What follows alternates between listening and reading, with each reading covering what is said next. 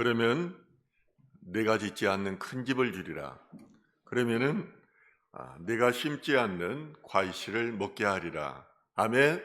네, 그렇습니다. 천국에는 우리가 짓지 않는 큰 집이 있습니다. 천국에는 우리가 심지 않는 큰 나무들이 있고 또 꽃밭이 있습니다. 보석들이 가득합니다. 이걸 믿으셔야 됩니다. 네. 저희 가족 중에는 천국을 경험하고 나서 이런 것들을 보고 저에게 이야기해 준 저희가 두 분이 계세요. 저희가 밖에서 들은 게 아니에요. 가족들에게 들었기 때문에 그것을 알고 있는 것입니다. 그리고 믿고 있는 것입니다. 예, 하나님이 어떤 분일까요? 예, 우리가 하나님을 알아야지 그분을 잘 섬길 수가 있습니다. 하나님을 잘 알아야지 하나님의 말씀대로 죄짓지 않고 살아갈 수가 있어요. 예. 그러나 평생을 하나님을 위해서 일했다고 하는 목사들도 은퇴할 때 저는 그 하나님의 옷자락 정도밖에 알지를 못합니다. 이렇게 말하는 것을 봤어요. 큰 목회를 했다는 분도 그렇게 말씀하세요. 저는 평생을 교회를 다녔지만요, 평신도 때 예수를 알지 못했어요. 성령도 알지 못했어요. 누가 가르쳐 주질 않았어요. 그러니까 뭐가 죄인지도 제대로 모르고 그냥 교회는 빠짐없이 다녔던 거예요. 그래서 예수를 믿는다고 하면서도 예수를 모르고 믿었던 것입니다. 그러나 우리는 이제는 지식 정보화 사회입니다. 그리고 예수를 알아야 됩니다. 성령이 뭔지도 알아야 되고 하나님이 어떤 분인지도 알아야 하는 것입니다. 그래서 오늘 본문을 통해서 하나님이신 예수님에 대해서 여러분과 같이 나누고자 합니다. 오늘 복음서를 쓴 요한은요, 영적 복음이기도 해요. 공간 복음이라고 하는 마태, 마가, 누가의 복음서와는 달라요. 그가 하나님이신 예수님에 대해서, 그 신성에 대해서 쓴 책이 바로 요한입니다. 그러면은 요한이 어떤 사람인가를 먼저 알아야 되잖아요. 요한은 예수님이 살아계실 때 함께 행동했으며 제자 훈련을 받았던 사람이에요. 그리고 예수님께서 돌아가실 때 십자가 옆에 있었던 사람이에요. 또한 예수님께서 부활하셔서 40일 동안 이 땅 가운데 계실 때에 가까이에서 예수님의 사역을 보았던 사람입니다. 그럴 뿐만 아니라 여러 제자들이 12명의 제자들이 있었지만은 다 죽었어요. 그런데 요한만이 유일하게 남아서 90세 이상까지를 살고 또한 환상 가운데 하나님 우편의 왕자 계신 예수 그리스도를 보았던 사람입니다. 자, 봐요. 살아생전뿐만 아니라 부활하시고 또한 승천하셔서 하나님을 곁에 계시는 예수를 보고 나서 그가 느낀 것이 무엇일까요? 예수님은 사랑이시는구나. 그가 사랑이구나. 이걸 깨달았어요. 예, 그는 육에 속한 분이 아니었구나. 그가 바로 하나님이었구나. 이걸 안 거예요. 예수님께서 가르쳐 주셨을 뿐만 아니라 저는 직접 보고 느끼고 경험함으로써 알게 된 것입니다. 부활하신 예수님께서 갈릴리 바다에서 고기를 잡고 있던 이제 제자들에게 나타나십니다. 그리고 잡은 물고기로 함께 식사하면서 베드로에게 그렇게 말씀하십니다. 지금까지는 네가 네 마음대로 살았지만 앞으로는 다른 사람들이 띠를 띠고 그 사람들이 이끄는 대로 살아가게 될 것이다. 그리고 네가 원하지 않는 곳으로 가게 될 것이라고 말씀하세요. 그러자 베드로는 궁금했어요.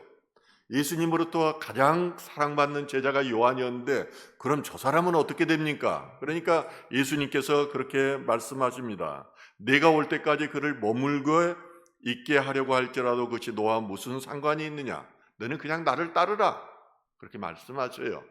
그런데 당시에는 예수님 재림 신앙이 가득했어요. 주님께서 조만간 오시리라는 그런 생각을 했습니다. 그래서 오늘 이 예수님의 말씀에 대해서 요한은 이렇게 말씀하십니다. 이 말씀이 형제들에게 나가서 그 제자는 죽지 아니하겠다 하였으나 예수의 말씀은 그가 죽지 않겠다 하신 것이 아니라 내가 올 때까지 그를 머물게 하고자 할지라도 그게 무슨 상관이 있느냐 하신 것이었다고 그가 해석하고 있는 것입니다. 바로 초대교회의 예수님의 재림 신앙 때문에 사람들은 늙어가는 요한을 보면서 주님이 오실 때가 가까웠다고 생각하신 것입니다.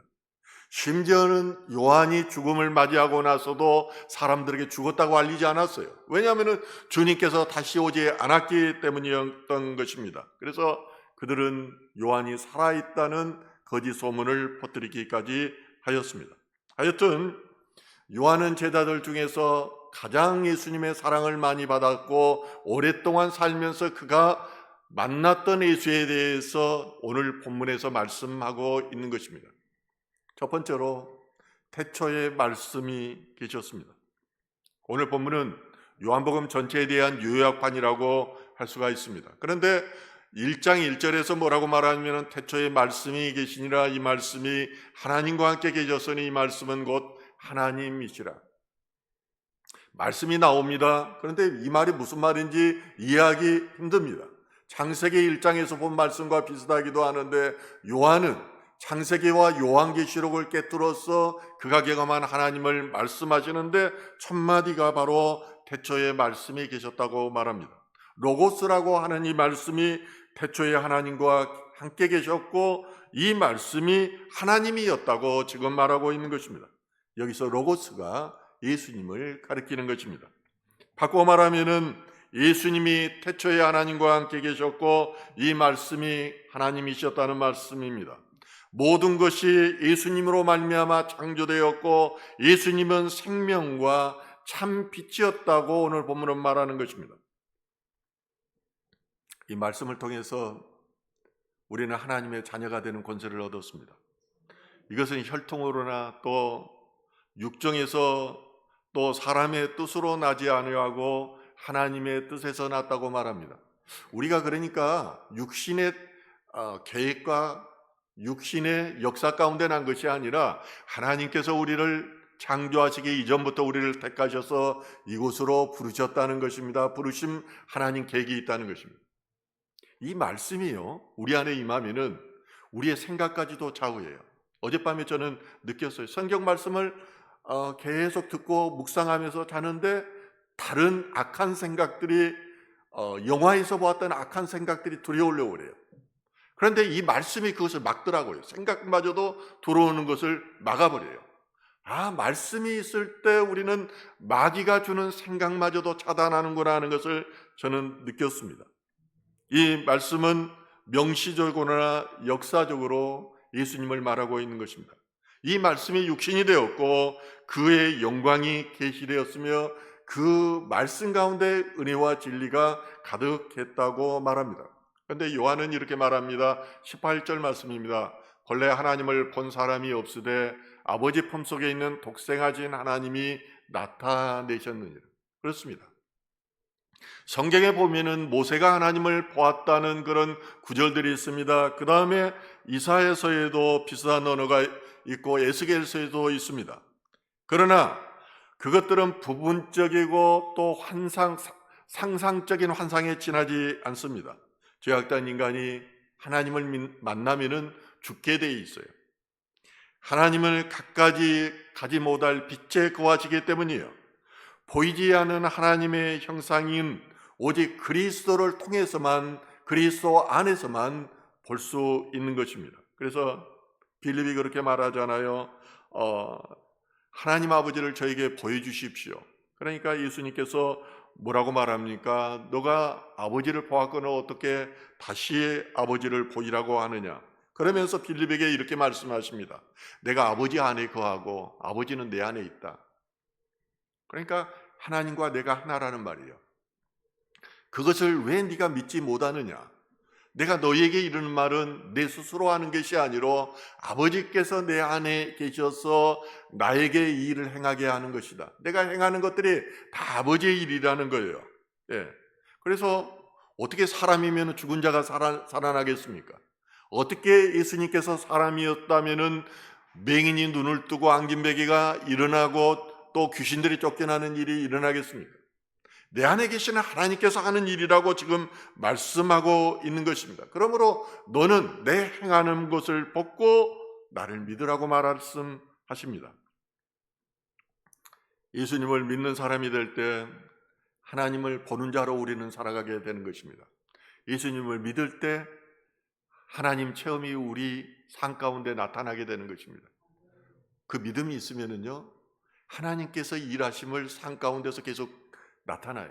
이 체험이 없으면은 우리 안에 수많은 돈에 대한 생각들, 세상에서 높아지고 싶은 생각들, 편해지고 싶은 생각들, 이런 것들이 우리를 공격하기 때문에 평생 동안 우리는 하나님의 자녀로, 하나님의 말씀의 메인자로 살아갈 수가 없어요.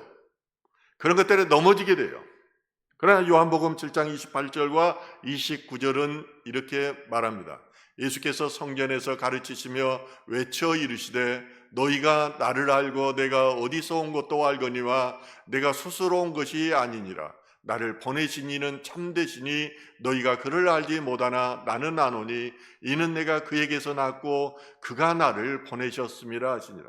창조 이전부터 예수님은 하나님과 같이 계셨어요.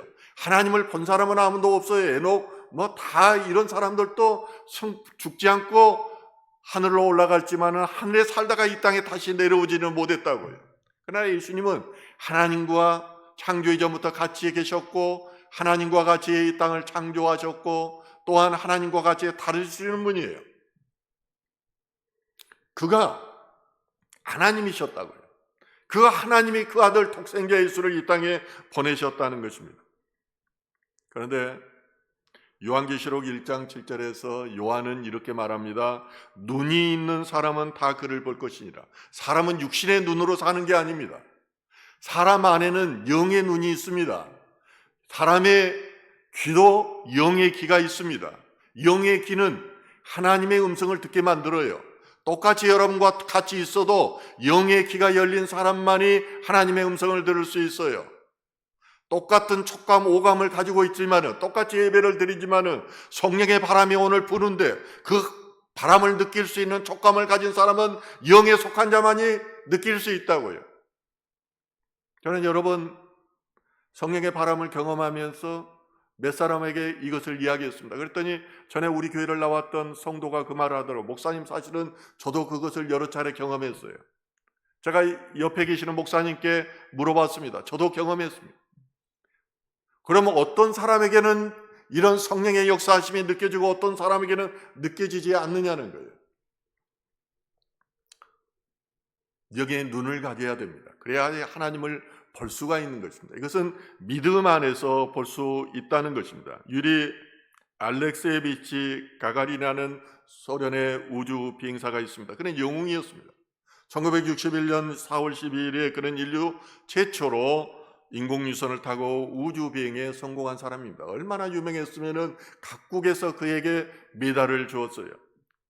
그러나 그는 불과 몇 년 뒤인 68년도 3월 27일에 추락하여서 땅에 떨어져서 비행기에서 떨어져 죽었습니다. 그가 살아생전에 한 초등학교를 방문합니다. 그리고 그는 이렇게 강의를 합니다. 이번에 나는 지구 밖을 여행하고 돌아왔습니다. 그 웅대한 우주 공간을 꿰뚫고 내려가 본 그 지구와 별들을 통해서 나는 우주인이 되게 한 조국에 무한한 감사를 느꼈습니다. 그런데 그는 또 이렇게 말합니다. 여러분, 하나님의 아들이 죽은 지 사흘 만에 다시 살아나서 구름을 타고 올라갔다는 것을 많은 사람이 믿고 있습니다. 그래서 나는 이번 기회에 하나님과 예수님을 찾아내기로 했죠. 하지만 우주선 밖을 아무리 살펴보아도 그런 건 어디에도 없었습니다. 그런 믿음이 없었기 때문에 우주를 떠나서 그 공간 속에서도 그는 하나님을 발견할 수가 없었던 것입니다. 그에게는 보는 눈이 없었다는 것입니다. 예수님을 보여야 하나님이 보입니다.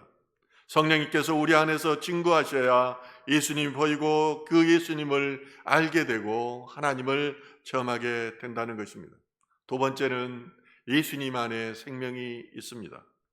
요한복음서의 목적은 바로 너희들 안에 없는 생명을 주려 함이라고 말합니다. 이것을 다른 표현으로 하면은 영생을 주려 함이라고 말하는 것입니다. 오직 이것을 기록하면 너희로 예수께서 하나님의 아들 그리스도이심을 믿게 하려 하며 또 너희로 믿고 그 이름을 힘입어 생명을 얻게 하려 함이라. 저는 목회를 하면서 수백 명의 성도들이 교회를 다녀간 것을 경험했습니다. 그런데 목사의 눈에는 분명히 보여요. 예수 생명이 있는 사람이 있고 예수 생명이 없는 사람이 있어요. 아무리 교회를 오래 다녔어도 예수 생명이 없는 사람들은 마음밭이 돌처럼 굳어 있어요. 이 마음은 얼굴로 표현하게 되어 있습니다. 예수 생명이 없으면 그 얼굴에 빛이 없습니다.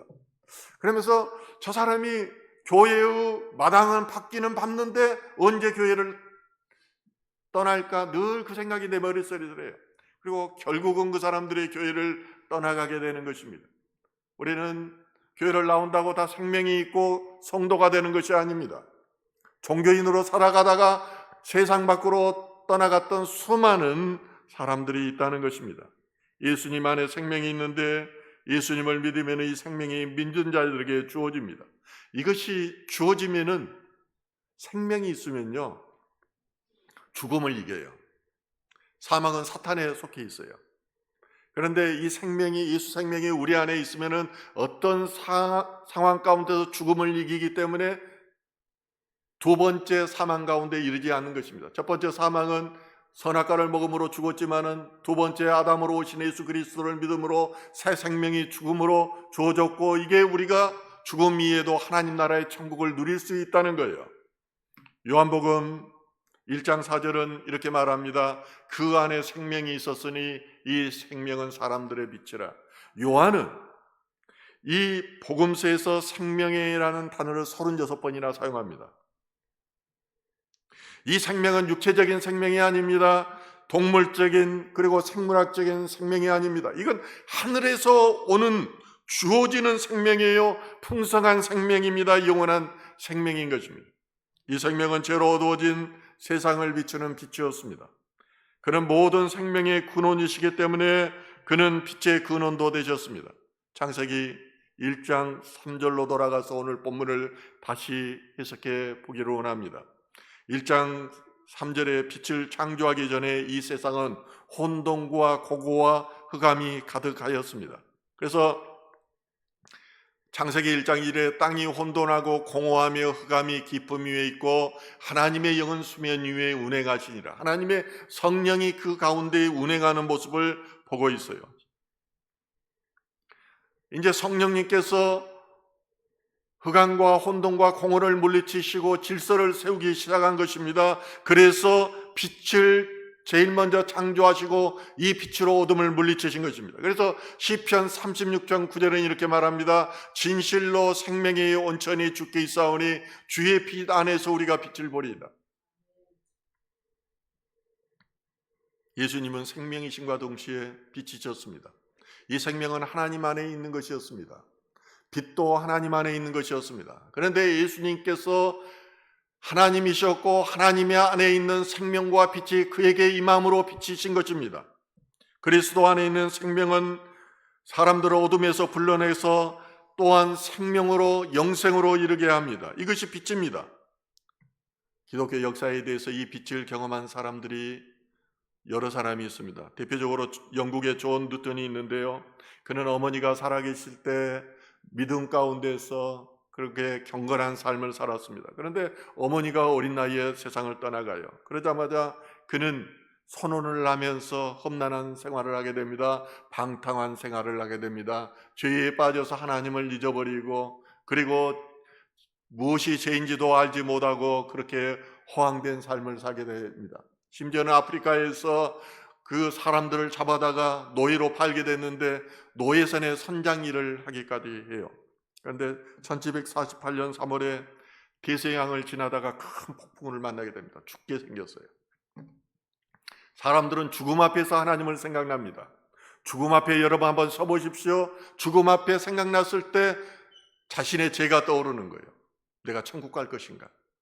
지옥 갈 것인가? 이때 알아요. 마찬가지로 존 뉴턴도 그랬습니다. 죽음 앞에서 하나님을 찾았어요. 하나님 도와주십시오. 나를 살려주십시오. 이때 하나님을 만났어요. 왜냐하면 어린 시절에 그에게 신앙이 있었고 믿음이 있었기 때문입니다. 그러고 나서 그가 큰 은혜를 받고 나자, 하나님 살아계심을 경험하고 나자 급격하게 변합니다. 그의 영 가운데 빛이 임하게 된 것입니다. 그래서 저는 그 일생을 과거의 어둠 가운데 살다가 빛의 세계로 나왔어요. 그리고 목사가 되었습니다. 그래서 그는 평생을 잊었던 생명을 되찾고 광명의 삶을 살게 됩니다.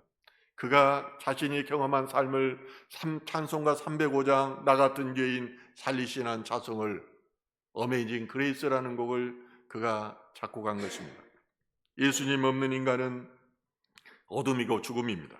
그러므로 예수님은 하나님 없이 살아가는 인생을 수고하고 무거운 짐진 자들이라고 말합니다. 하나님 없이 살아가는 인생을 줄이고 목마른 자들이라고 말하고 있는 것입니다. 오늘날도 제가 살아가면서 보면은 제 주변에 자녀들이 있는데 자녀들이 아무것도 하지 않고 방 안에 갇혀가지고 오직 컴퓨터 게임만 하고 있는 자녀들이 의외로 많아요. 상담하다 보면은 너무 많아요. 아무것도 안 해요. 네. 왜 그런 줄 압니까? 교회 다녔어요. 하나님도 믿었어요. 그런데 하나님을 떠났어요. 하나님을 떠나니까 그의 마음을 마귀가 쇠사슬로 꽁꽁 묶어버려요. 여러분 제 말을 이해하지 못하겠죠? 저는 본 것을 이야기해요. 쇠사슬로 꽁꽁 묶어버린다고요. 묶어버리고 나면 자유의지가 작동을 못해요. 그러면은 할 수 있는 것은 마귀가 시키는 일만 하는 거예요. 아무것도 하지 않고 마귀가 시키는 컴퓨터 게임만 하고 있으면은 다른 생각은 아무것도 없다고요. 하나님의 영이 임해야, 하나님의 빛이 임해야 마귀가 떠나가고 쇠사슬이 풀려나고 묶인 것이 놓이게 되는 것입니다. 아멘. 여러분 자녀들 보면은 그 자녀들을 위해서 악한 영을 떠나가도록 기도해야 되는 것이에요. 예수님 안에 생명이 있습니다. 예수님을 믿으면은 어둠에 사로잡혔던 분들이 다시 살아나게 되는 것입니다. 이 생명을 연기업하는 사람은 가장 높고 가장 좋은 생명을 이룹니다. 인간이 인간되게 하는 것은 가치와 존엄 아닙니까? 우리 장로님 말씀하시기를 헌법 10조를 가리켜서 이렇게 말씀하시는데요.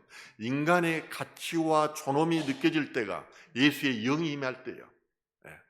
우리는 그 하나님을 사랑하고 이웃을 사랑함으로써 내 가치와 존엄이 드러나는 것입니다.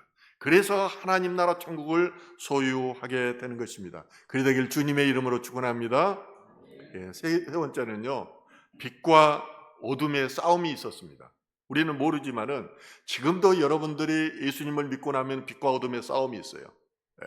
왜냐하면 사단의 나라에 속해 있다가 빛의 자녀가 되었고 빛의 나라로 들어갔거든요. 그러면 사단이 가만히 두지 않는 거예요. 세상 사람들은 그래서 기독교인들을 좋아하지 않습니다. 왜냐하면 그들이 어둠이기 때문이에요. 빛의 자녀들이 되면은 어둠을 거부하기 때문이에요. 그렇기 때문에 어둠의 사람들이 싫어하는 것입니다. 하나님의 말씀이 세상에 올 때도 어둠의 세력들의 공격이 있었습니다. 그들과 충돌하게 된 거예요. 그래서 요한복음 1장 5절에 빛이 어둠에 비치되 어둠이 깨닫지 못하더라고 말씀합니다. 그래서 예수님도요, 자기가 세상에서 소외되었다고 말씀하셔요. 이 소외는 타의적인 소외가 있고 자발적인 소외가 있어요. 고독도 그렇습니다. 우리가 성숙해지려면은 자발적인 이 소외를 가져야 돼요. 그래야지 독립적이 되고 그 안에서 하나님을 알아가게 되는 것입니다. 그렇지 않고 그 세상을 따라서 다니다 보면은 소외될 것이 두려워서 쓸데없는 일에 따라다니다 보면은 하나님을 알게 되지 못하는 것입니다. 그래서 예수님께서는 자신과 제자들 모두 세상에 속하지 않게 되었기 때문에 이제 세상으로부터 소외될 것이라고 말씀하십니다. 그러나 예수님께서는 빛이 너희 중에 있으니 빛이 있을 동안에 다녀서 어둠에 붙잡히지 않게 하라고 말씀하십니다. 너희에게 아직 빛이 있을 동안에는 빛이 자녀이기 때문에 이 빛을 믿으라는 것입니다. 이처럼 빛과 예수님은 긴밀하게 연결되어 있습니다. 예수님이 십자가에 달리실 때도 어둠이었습니다. 그리고 나서 어둠이 갇혀버렸습니다. 요한복음 8장 12절에 이렇게 말합니다. 예수께서 또 말씀하여 이르시되 나는 세상의 빛이니 나를 따르는 자는 어둠에 다니지 아니하고 생명의 빛을 얻으리라. 어둠은요, 세상을 말해요. 사단 마귀를 말해요. 세상의 왕은 사단 마귀예요. 그렇죠? 예. 어둠 가운데 있는 것은 하나님으로부터 멀어지는 것입니다. 하나님의 말씀은 진리이고 예수님은 은혜와 진리가 충만하셨던 분입니다. 태초에 이 말씀이 하나님과 함께 계셨고 그분의 본성을 공유했습니다. 하나님의 본성이 예수님과 같이 공유된 거예요. 예, 유기적으로 공유가 됐어요. 그래서 하나님이 예수님이신 거예요. 그리고 예수를 믿으면은 우리가 예수 안에 있고 또 예수님이 하나님 안에 있으므로 우리가 하나님 안에 있게 돼요. 이 역사는, 이 논리는 성령을 통해서 이루어져요. 예. 그러므로 하나님을 아는 지식과 진리의 실천은 동일한 것입니다. 우리가 말씀을 받았으면은 말씀대로 살아가야 되는 거예요. 이게 삶의 예배잖아요. 그래야 하나님 안에 있는 생명, 하나님 안에 있는 진리, 하나님 안에 있는 은혜, 하나님 안에 있는 생명이 우리 안에 충만케 되는 것입니다. 그런데 예수님께서 살아생전에 가장 싫어하는 사람들이 있었어요. 바리새인과 서기관이에요. 대표적으로 제일 존경받던 사람이에요. 근엄했던 사람들이에요. 겉으로는 하나님을 가장 사랑하고 이웃을 잘 섬긴다고 했던 사람이에요. 그런데 예수님께서 뭐라고 말합니까? 화 있을전저 외식하는 서기관들과 바리새인이요, 회칠한 무덤 같으니 겉으로는 아름답게 보이나 그 안에는 죽은 사람의 뼈와 모든 더러운 것이 가득하도다. 이와 같이 너희도 겉으로는 사람에게 옳게 보이되 안으로는 외식과 불법이 가득하다. 목사들 중에도 이런 사람들이 많아요. 교회에서 존경받는다는 장로들 중에도 이런 사람이 많아요. 회칠한 무덤이라고요. 무덤이, 이것이 무덤이다 가리키기 위해서 하얀 그 석회질 가루들을 뿌려놨어요. 이게 무덤이다. 겉으로는 깨끗해 보죠. 안으로는 썩어 문드러져 있다는 거예요. 너희는 지옥 간다. 그렇게 살아서는 너희 지옥 간다 이 말이에요. 격과 속이 다라는 것이 외식하는 거예요. 가장 미워했던 사람이 예수님께서 미워했던 사람들이 바리새인과 서기관이었던 거예요. 계속해서 충돌해요. 이 세상 가운데는 복음을 아무리 전해도 받아들이는 사람이 있고 대적하는 사람들이 늘 있게 마련입니다. 복음의 역사가 그걸 말해주고 있어요. 외식은 빛의 자녀들이 어둠의 세력과의 관계 속에서 진다는 것을 의미합니다. 타협한다는 것을 의미합니다. 그것은 외식은 빛의 자녀의 열매가 없습니다. 착함과 선함과 의로움이 없고 겉으로만 그렇게 드러내는 것을 말하네요. 이런 사람이 천국을 소유하지 못한다고 말씀하시기 때문에 예수님께서는 독사의 자식들아 너희에게 화가 있을 것이다. 무서운 말입니다.